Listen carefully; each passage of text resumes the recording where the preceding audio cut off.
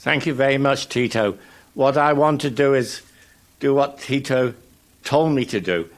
And that's not talk too much about the history, but talk about a new area and how we can get more energy into the systems.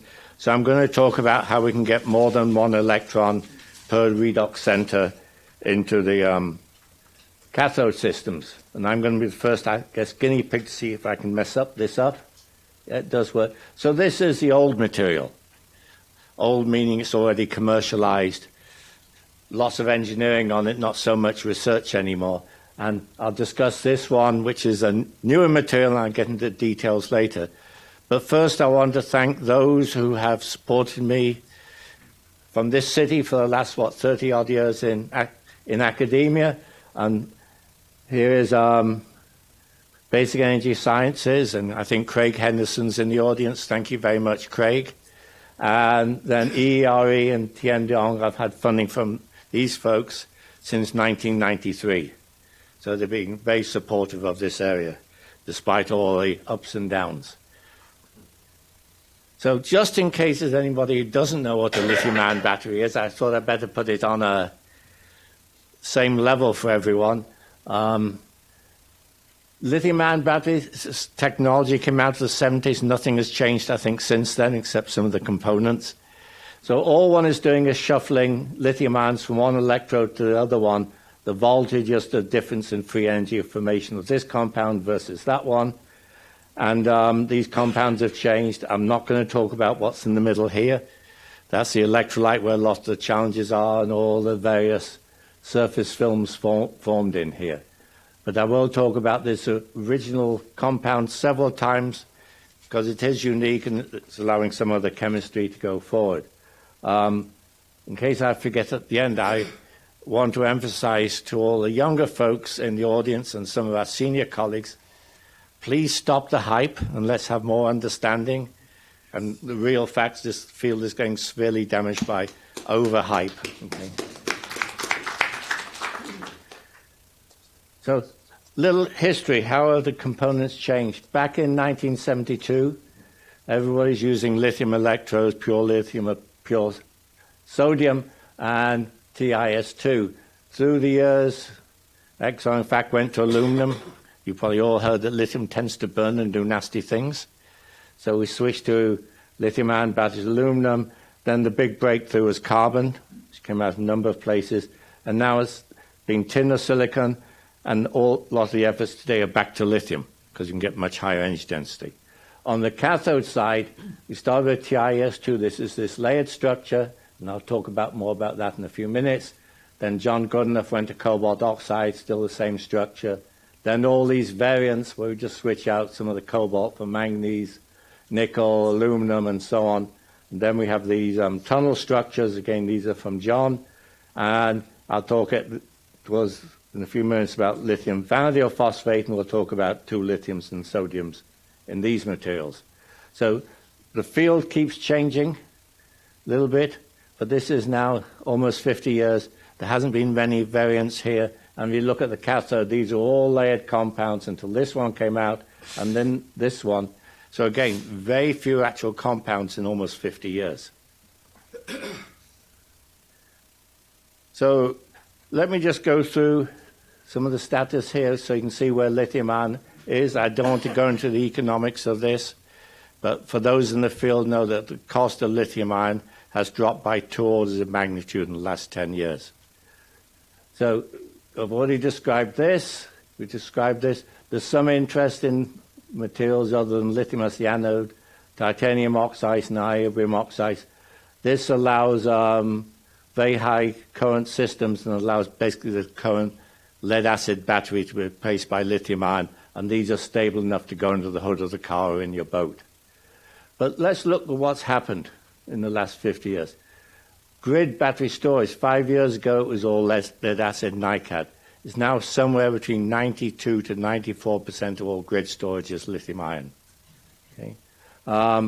Essentially all EVs are now lithium-ion. Some of the old Priuses still have nickel metal hydride. As Larry said, all the rechargeable portable devices are lithium-ion. Okay.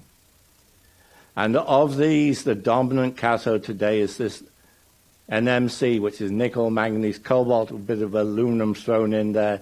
And in the vehicles, the drive is now up to 622, 60% nickel. And a lot of this is due to the need to decrease cobalt. Cobalt's the most expensive component. You want to get it out. But the other big issue here, as most of you know, about half the cobalt is child labor. So people want to get rid of the cobalt altogether. And I think there's some evidence that we can do that. So this is the most common one. Lithium iron phosphate was in favor 5 or 6 years ago. It's in some of the grid storage. The grid storage has gone back to this. And this became very favorable in China, but they're now also switching over to this. So this material you can put in about 0.7 of a lithium. This one you can cycle the whole lithium. But this means you're not getting all that much energy out. So the question is, can we stick 2 electrons in these reactions, into these layered compounds? So the advantage of doing this is many-fold. If you have a multi-electron cathode, for example, you can get 2 electrons in here, you can cut down by half the amount of transition metal you use, which is going to reduce costs, and it's going to increase the energy density by 50 to 70% without changing the size or the weight of the system. The real challenge here, if we're going to do this, will the crystalline structure tolerate 2 electron change? In other words, can we stick 2 lithiums in there without wrecking the structure, or 2 sodiums, or can we put a magnesium in there? Phosphates are the most stable, so I'll show you we started with phosphates here. The voltage is going to change. So, for example, if we go from nickel, we're going nickel 4 to nickel 3, then to nickel 2. Those 2 redox states will give you different voltages. So can the user tolerate that? Can you use DC-DC conversion? And is the electrolyte stable over those 2 ranges? And I'll touch on that briefly.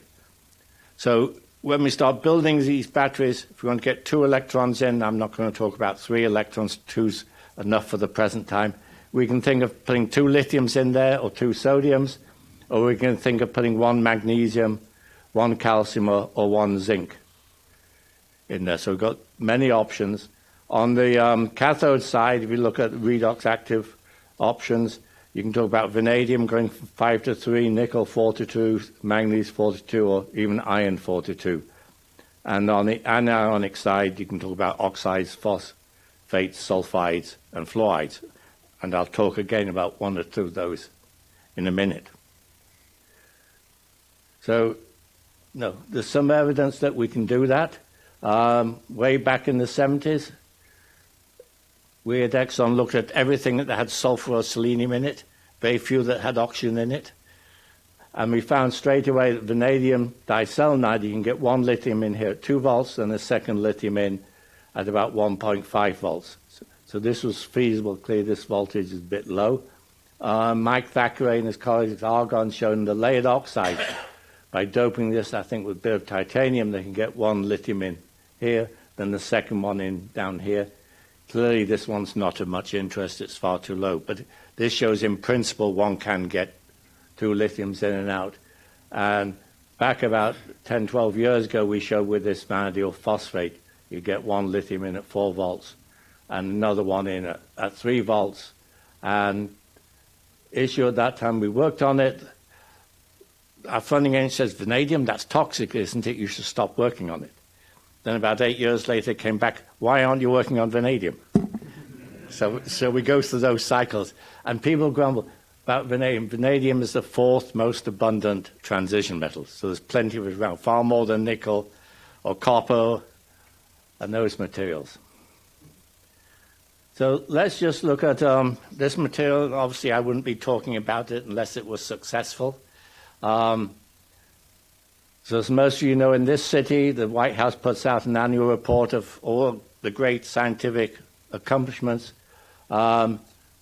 This material was cited in there. I think the only citation to anything out of an EFRC, and only 1 of 2 battery citations. So this is the Undersecretary of Energy giving it to one of our students from Binghamton and one of Claire Gray's students from Cambridge. So let's just look at a few of the details of this material and why it's special and what it can do. And what we set out to do was try to increase the energy density, and we have a very multidisciplinary team, and I'll show you the members in a moment. So this is a structure we chose to work at, and our theorists, and I should say any group effort needs theorists and experimentalists in it. And that we say the big synchrotron jocks, you need those too these days. No, you can't do anything without them. So this is a calculation that Gerd Cedars group did. This is the voltage, and this is the capacity for every single phosphate he could think of. Okay? And the red line here is electrolyte stability.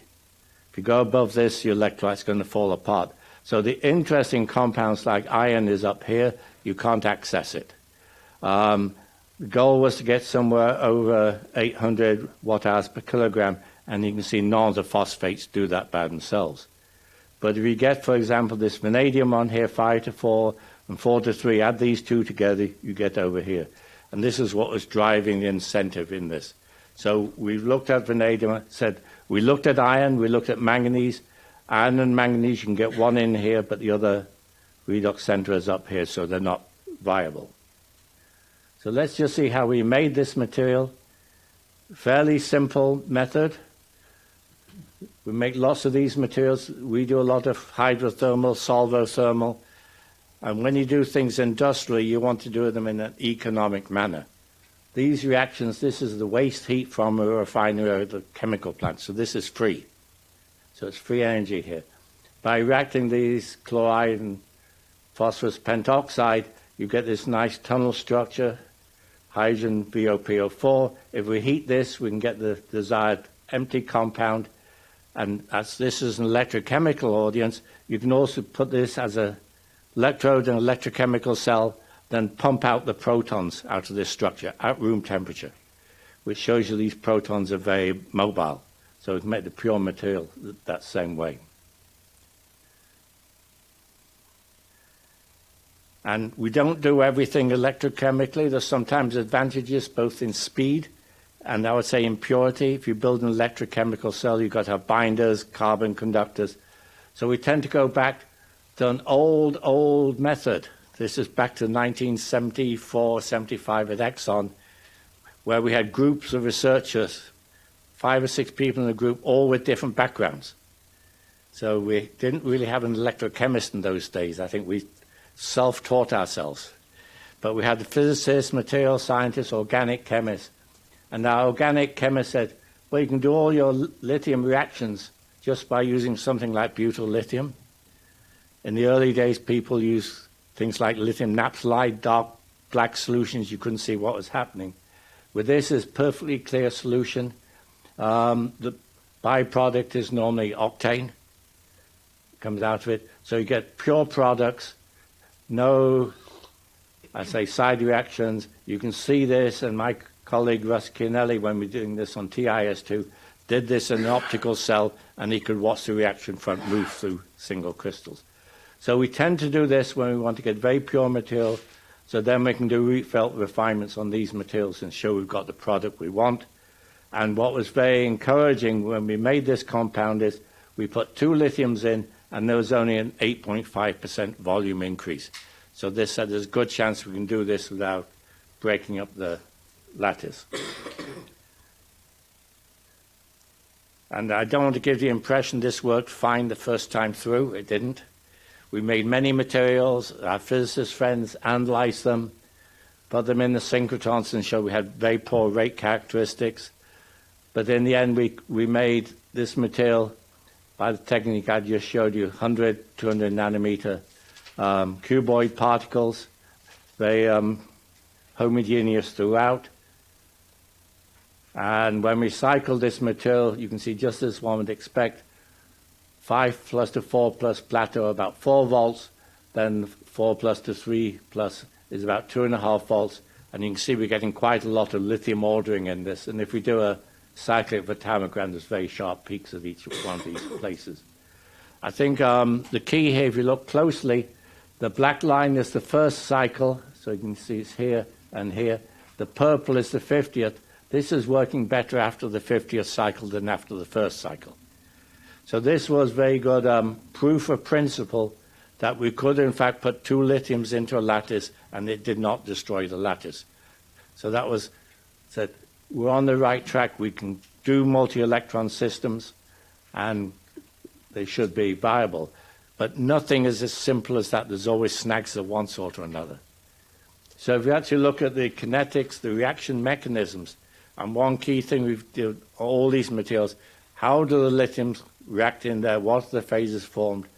And what we found out, the high voltage plateau, this is the 3 to 4.5 cycle in this range, as we increase the current density, the power, it loses capacity very fast. Okay? And this is just the same plot. C rate, and I notice not all of you are battery folks. 1 C means it's 1 hour. C over 5 is 5 hours, 10 hours, and so on. So these are just different rates. You can see this capacity is falling off very fast. And what is happening in this particular compound is we're having vanadium phosphate and the lithium vanadium phosphate, 2 separate phases.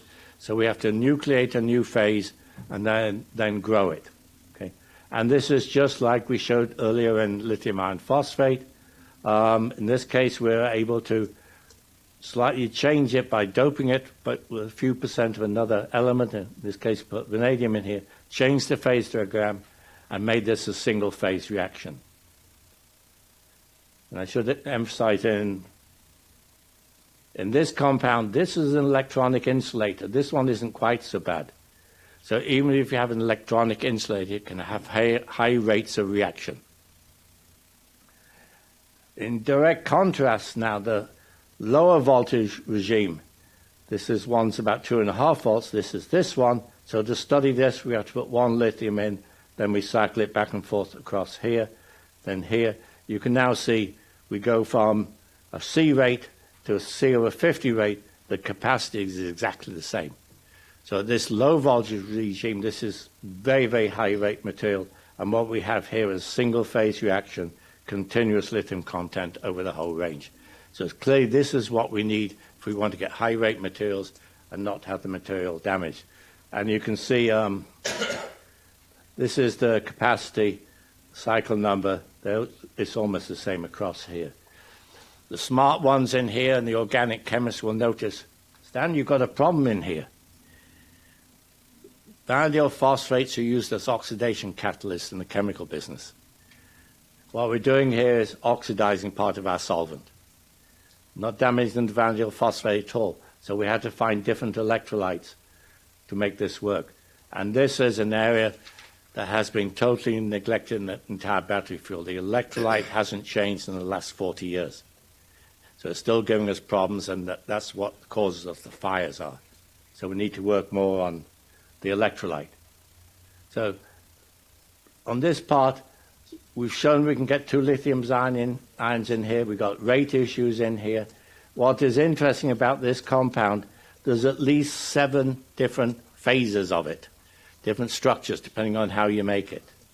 I'll show you in the next slide. We can get sodium in and out of this material. It's not the same structure. We and others have shown you can get potassium in and out of this material. And I'll talk about magnesium in a moment. Magnesium I describe as a very selfish cation. It'll come along and see an oxygen atom and say, that's mine, and take it and form magnesium oxide. And then it's not recyclable. So in a lot of these oxides, magnesium does not work. So let's just look at sodium. So here's the compound I just described. Its volume is about 85 cubic angstroms per phosphate. If we now make a similar compound but put potassium in here, then it goes up to about 107. So we can now pump the potassium out of this material, which is what we're doing going up this charge, and then we can put sodium in, and you can see we can get 1 sodium in here and another one down here. So we can get sodium in here, so again we can do a 2-electron transfer with this material. We have not got all the potassium out. There's still about 1/3 of the potassium left in here, so the next trick is how do we get all that out. So let's just switch tracks away from two cations going in to one cation going in. But I want to now go back to TiS2 because TiS2 did have some unique characteristics, and talk about how TiS2 behaves with lithium and with magnesium. I already described all of this. We'll get into this now. But the real for our learning from things like TiS2 is what we call the soft lattice. So it's a metallic conductor. So the lithium ions and magnesium ions don't see the charge on the lattice. It can just smoothly go through this, and it turns out this has two crystallographic forms. The layered structure, which is what I looked at a few decades ago, and John Goodenough looked at the spinel version of this material. So this is what we found with TiS2. Already discussed this. The other key issue here is a single phase, just like I showed you with VOPO4, all the way from TiS2 to one lithium in there. You don't nucleate any new phase, and it's a perfect mixed conductor. So lithium ions go in very fast, as well as electrons. And this is a typical discharge curve. Okay, this is lithium ions going in, coming back out. The difference in here is just the IR loss in the electrolyte. The change in voltage here is due to the fact you're filling up the conduction band, so you're getting less energy out. And the point I want to make is metallic conductor, no carbon black, very clean. This is the current we could run TiS2 at. Most folks today, commercial batteries are maybe 1 milliamp per square centimeter, but this is what you can run if you've got a metallic conductor. So these are the properties, I've already described them. What we'd really like to do is find a 4-volt version of this. Then it would be perfect. The issue, I think, as soon as you go to higher voltage, you've got a more ionic lattice and less conducting. But I'm now going to describe why this material works so well for magnesium. Okay. And this is an interesting story because it's one of the cases where the theorists did the work first. They weren't confirming what an experimentalist found. So this was Anton van der Ven at Santa Barbara. He calculated the voltage for lithium in TiS2 and for magnesium in TiS2. This is the spinel structure. For those of you who are into solid-state chemistry, this is cubic close packed. This is hexagonal close packed. Okay, so you can see in the spinel, there's 1 volt difference between lithium and magnesium. The layered material, again, about a 1 volt difference. The interesting thing here, you'll see a bump here. This is about when 1/3 of the sites are full in that layer. Similar here, a bump in here. This is where the lithium and magnesium start ordering. The spinel structure, it's shielded so you don't see any of these bumps. Okay? So these you might expect to behave better. But you can see this is the immediate penalty, which as far as commercial operation of magnesium, essentially says magnesium was a waste of time. Now, I'm not saying you shouldn't study it fundamental, but people should stop peddling magnesium as the next generation battery. It's just not going to be there. So let's just look at now the experimentalist, and this was Linda Nazar at the Waterloo. And I like saying this, and all my experimentalists and theorists are happy. She confirmed the theory. So if this is the spinel structure, the voltage here, if you look at this one, is exactly the same as the one in here. And what is key here, she was able to get many cycles out of this. You can see there's 40 cycles. She's got many more than that. Totally reversible with magnesium. And this is now, I would say, the record holder for magnesium batteries. It's now better than the Chevrolet phase of Doran Arbach. And this, again, was a sulfide. So magnesium will happily move in these soft lattices. We've got no evidence that a magnesium cation, a bare cation, will move easily in oxide lattices. But notice the difference. This is magnesium running at 60 degrees centigrade, 0.04 milliamps per square centimeter. So a much lower current density. So let's just compare that now with the slide I showed you before. This is lithium, this is magnesium, this is this one. The energy density here is twice that of magnesium using lithium, And the key interest here is this is only obviously half of magnesium going in. Anton's calculations now on this one, if you now try to put the other electron in, this now goes below 0 volts. So this lattice will not tolerate a second lithium going in. So let me just conclude with a few general comments, maybe provoke some discussion. And I'll break them into 3 different categories here. In the intercalation reactions, we've got proof of concept that you can put 2 lithiums or 2 sodiums in without destroying the structure. Magnesium is not attractive. I don't think there's any evidence, though somebody said earlier this week or last week that they've got a second electron in, but there's no evidence yet that anybody using a divalent cation has got a second electron into any intercalation compound. This is a warning to authors and reviewers. For the last 8 to 10 years, everyone said magnesium doesn't form dendrites. Sarbajit Banerjee did a very nice study and showed magnesium forms beautiful dendrites. And we tried to go back in the literature to see where this idea that doesn't form dendrites comes from. We couldn't find it. It got started in some conference, I assume, and everybody then puts it in their paper. This is why. So you need to go back and really connect. But basically, every metal on the electrodeposition will form dendrites under the right circumstances. The other big challenge in all these divalent cations, because of the electrostatic interactions, they tend to move very slowly. So I've been promoting, and I was very happy to see this weekend down in Tucson at SciLog discussions, calcium getting more attraction. Calcium has essentially the same voltage as lithium, so you don't have that one lithium penalty.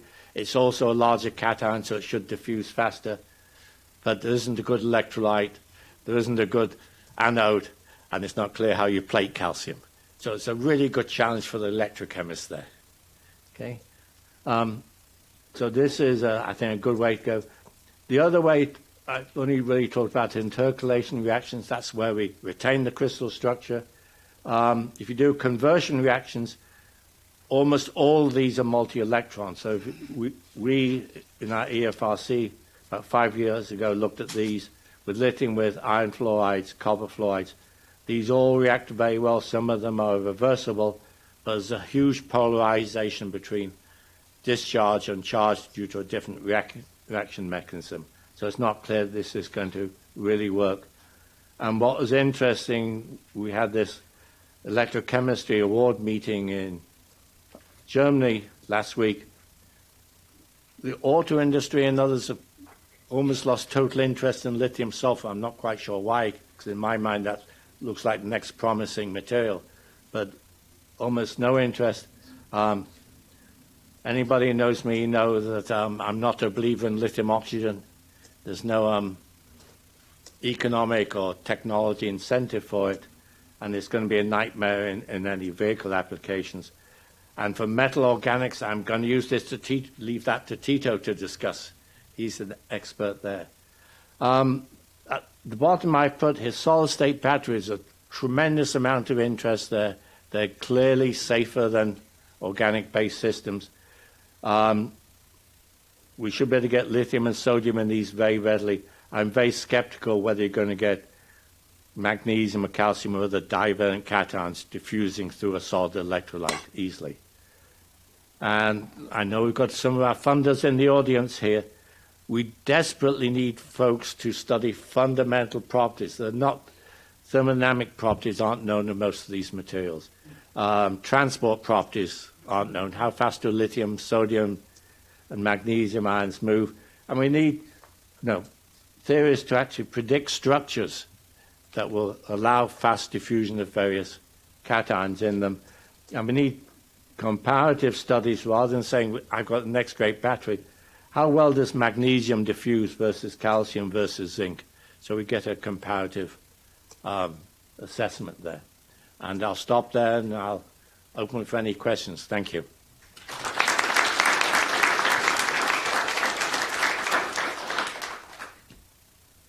questions for the big guy. I use a microphone.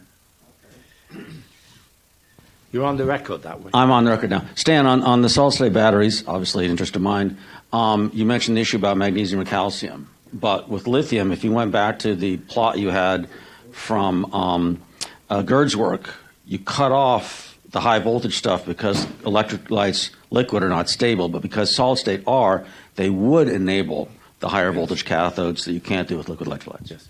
So I think, no, they're good, certainly for lithium. And I think sodium may diffuse better than lithium in solids. Stan, Deborah Allison, Naval Research Lab. In the Navy's view, lithium could be engineered to be propagation resistant when you go to multiple cells, which you're going to need for vehicle electrification or grid. But they would never accept it's going to be propagation impossible. And so, in my view, one needs to look at these battery systems with the organic electrolytes, and the solid state are not going to get the rates we need. As a system, it's all the volume and weight of catastrophe management. So we're not, burning up homes and killing human beings and Teslas. So with that as a bound, some of these systems are going to be as problematic. On one of my normal presentations, I show two vehicles burning.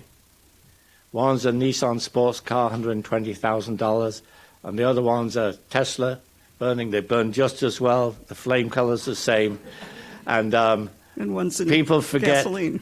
How many people are killed in regular internal combustion engine cars, not in an accident, but for fires. And there's about 300 people a year.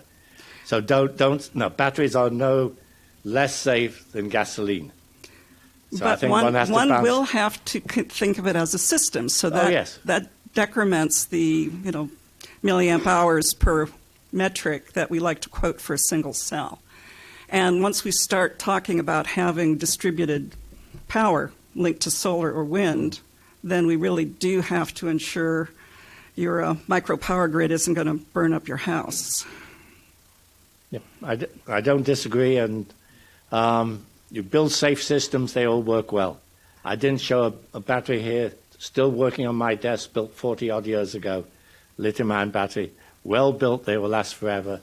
And I think very few of you have seen the laptop catch fire in the last 10 or 15 years, after Sony had their problems many, many decades ago. I think we can have things fail in a safe manner these days.